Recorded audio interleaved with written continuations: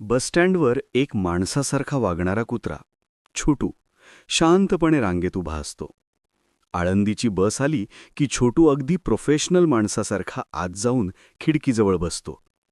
Conductor ticket द्यायला येतो आणि लक्षात येतं छोटूकडे पैसेच नाहीत. कंडक्टर म्हणतो, "तिकीट नाही, मग खाली उतरा."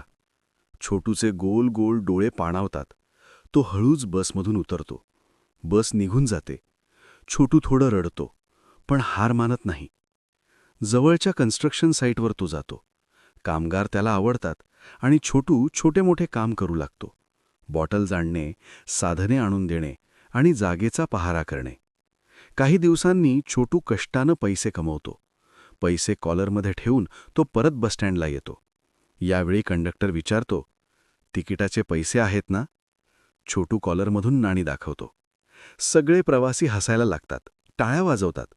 छोटू खिडकीतून बाहेर बघत हसत हसत आळंदीला पोहोचतो. मंदिरात उड्या मारत तो आनंदानं धावतो, कारण आज तो स्वतःच्या कष्टानं, स्वतःच्या पैशानं आळंदीला आला.